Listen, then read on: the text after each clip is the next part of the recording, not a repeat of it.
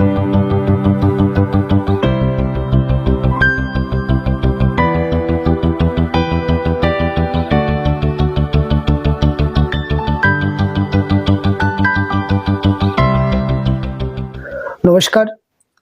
আমি প্রশান্ত শাস্ত্রী। আজকে কথা বলবো তুলা রাশিকে নিয়ে। দেখতে দেখতে 2026 সাল আসতে চলেছে, আর মাত্র মাঝে হয়তো একটা মাস, তারপরেই আমরা নতুন বছরে প্রবেশ করব।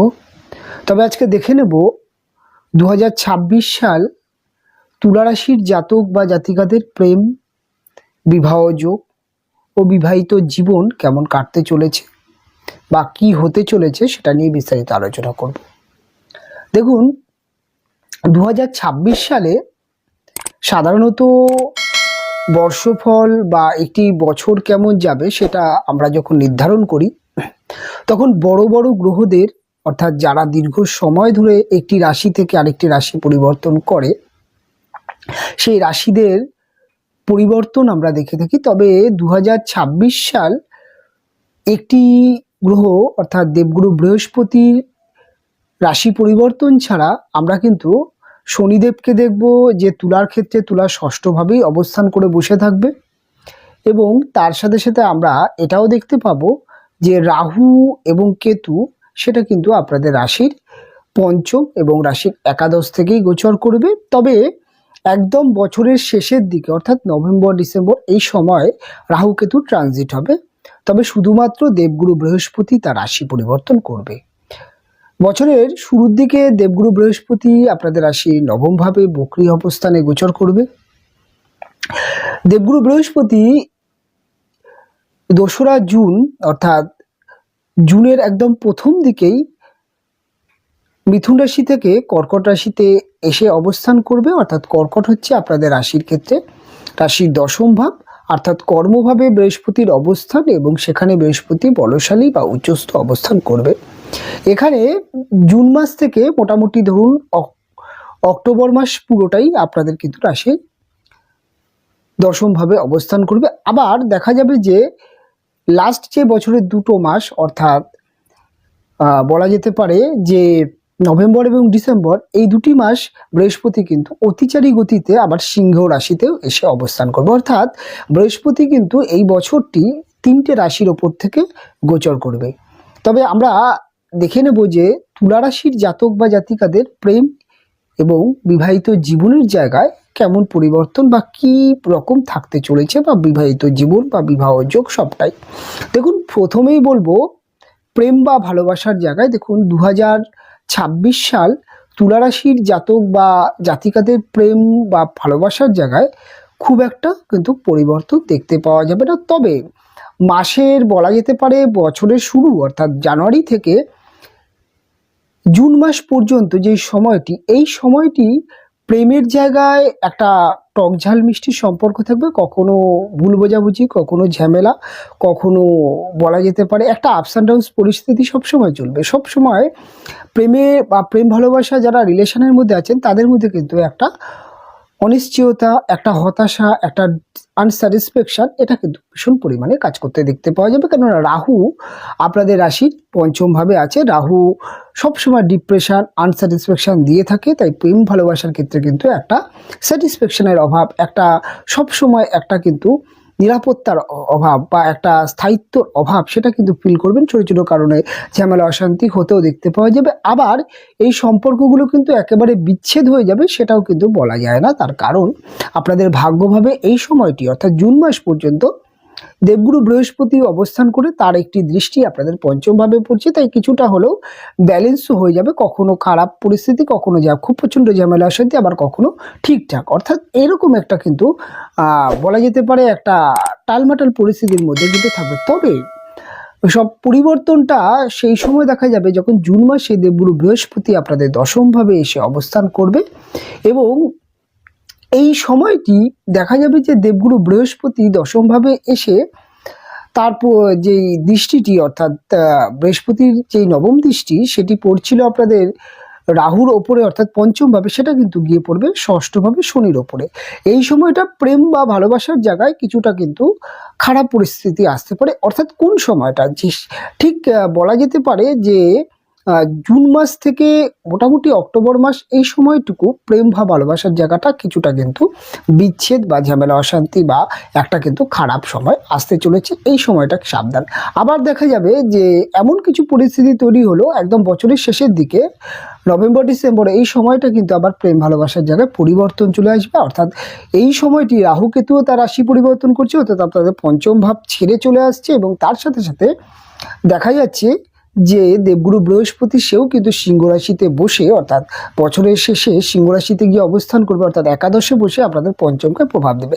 ওই সময়টা কিন্তু প্রেমের ক্ষেত্রে কিন্তু সব থেকে উত্তম সময় বলা যায়। ওই সময় একজন উত্তম জীবন সঙ্গিনী আসার সম্ভাবনা আছে, যারা প্রেম বা ভালোবাসার থেকে দীর্ঘদিন সিঙ্গেল আছেন তাদের ক্ষেত্রে, এবং প্রেম বা ভালোবাসার জায়গায় কিন্তু স্থায়িত্ব বৃদ্ধি হওয়া বা বিবাহ যোগ, এটা কিন্তু ওই সময়টা দেখতে পাওয়া যাবে।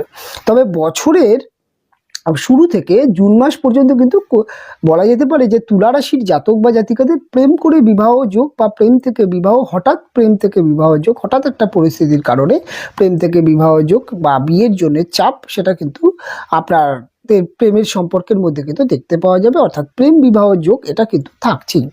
এবং ওভারঅল দিক থেকে বলা যেতে পারে বিবাহ যোগ সেটা কিন্তু তুলার ক্ষেত্রে প্রথম বলা যেতে পারে যে জানুয়ারি টু জুন মাস, অর্থাৎ জুন মাসের মে মাস পর্যন্ত, পুরো এই যে জানুয়ারি টু মে মাস, এইটা কিন্তু সম্পূর্ণ বিবাহ যোগ আছে। প্রেম বিবাহ বা দেখে শুনে বিবাহ বা যে কোনো ক্ষেত্রে সেকেন্ড ম্যারেজ যোগ, টোটাল যোগটাই কিন্তু বিবাহ যোগ এক কথায় যদি বলতে হয় সেটা কিন্তু তুলার ক্ষেত্রে রয়েছে। তাই এই বছরের শুরুর থেকে আপনি মে মাস পর্যন্ত বিয়ের জন্য চেষ্টা করতে পারেন, সেটা যে কোনো সব ক্ষেত্রে দেখাশোনা হোক, প্রেম বিবাহ, আপনার কিন্তু বিবাহযোগ তৈরি হচ্ছে বা বিবাহযোগ থাকছে। তবে জুন মাস থেকে অক্টোবর মাস, এই সময়টা কিন্তু বিবাহযোগ থাকছে না।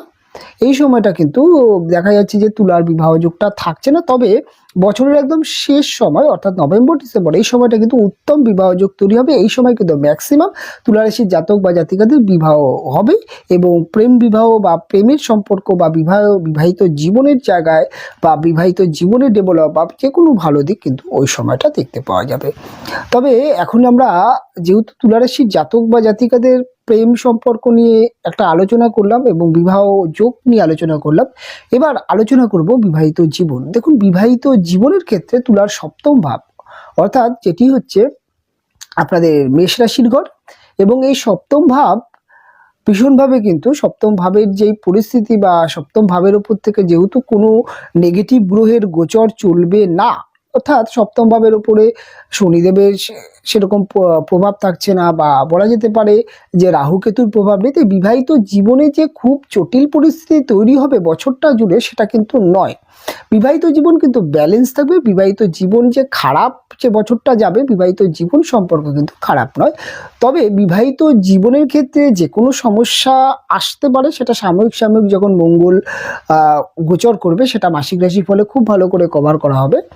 তখন আপনি দেখবেন যে কিছু কিছু সময় যখন মঙ্গল নেগেটিভ জায়গা থেকে গোচর করবে, তখন কিছুটা সমস্যা আসতে পারে, এবং তার সাথে সাথে শুক্রের একটি ভূমিকা ভীষণ পরিমাণে থাকে। তবে বলা যেতে পারে আপনাদের কিন্তু বিবাহ বা বিবাহিত জীবনের জায়গায় সেটা কিন্তু বছরটি মোটামুটি ঠিকঠাক থাকবে। তবে সব থেকে ভালো সময় সেটা বলা যাবে একদম বছরের শেষের দিকটা, অর্থাৎ নভেম্বর ডিসেম্বর, এই সময়টা কিন্তু বিবাহিত জীবনের সব থেকে ভালো সময়। তবে এই যে দশমী বৃহস্পতি গোচর করা এবং নবম থেকে দশমী আসা, অর্থাৎ জুন মাসে দশমী আসবে, এইটা কিন্তু এক কথা বলা যেতে পারে আপনাদের বিবাহিত জীবনে কিন্তু অর্থনৈতিক যেই, অর্থাৎ বৃহস্পতির অবস্থান, সেটা কিন্তু অর্থের যোগান তৈরি করবে। অর্থাৎ বিবাহিত জীবনে যে অর্থনৈতিক সমস্যা বা কর্মহীনতার সমস্যা বা যে অতিরিক্ত চাপ বিবাহিত জীবনে, ফিনান্সিয়াল চাপ, সেটা কিন্তু বছরটি অনেকটা কাটবে। এই বছরটি বলা যেতে পারে তুলার ক্ষেত্রে কিন্তু অর্থনৈতিক জায়গাটা কিছুটা ব্যালেন্স, কিছুটা ঠিকঠাক থাকবে। তবে শরীর স্বাস্থ্যের জায়গায় একটুখানি সাবধান হতে হবে। আর শরীর স্বাস্থ্যের জায়গায় বলা যেতে পারে যে পুরনো ব্যথা বেদনা এটা বাড়তে পারে, তাছাড়া কিন্তু খুব একটা সমস্যা নেই। তাই বিবাহিত জীবনের ক্ষেত্রে ওভারঅল দিক থেকে কিন্তু খুব একটা সমস্যা নেই। তবে বিবাহিত জীবনে সন্তানের কেরিয়ার নিয়ে, অর্থাৎ আপনাদের বিবাহিত জীবনে আরেকটি পার্ট সন্তান বা সন্তান হবেই বা সন্তান আসবে কিনা, দেখুন সন্তান যোগ আছে, কিন্তু তার সাথে সাথে কিন্তু চাপও আছে।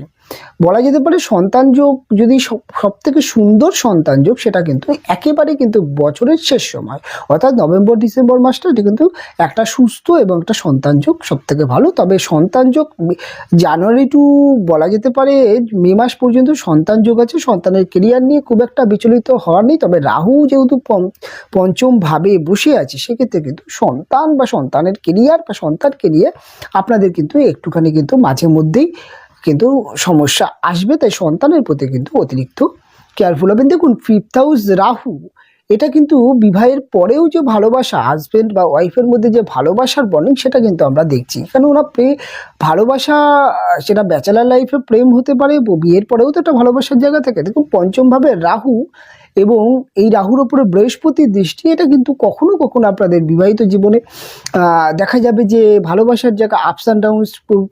অনেক সময় মনে হতে পারে যে আপনার হাজবেন্ড আপনাকে সেভাবে সময় দিচ্ছে না, বা আপনার মনে হতে পারে যে আপনার ওয়াইফ সেরকমভাবে সময় দিচ্ছে না। এই যে একটা বিষয়, এটা নিয়ে কিন্তু একটা ভুল বোঝাবুঝি, মান অভিমান, সেটা কিন্তু বছর থাকতে পারে। তবে বড়সড় যে কোনো রকম খারাপ পরিস্থিতি তৈরি হবে সেটা কিন্তু নয়।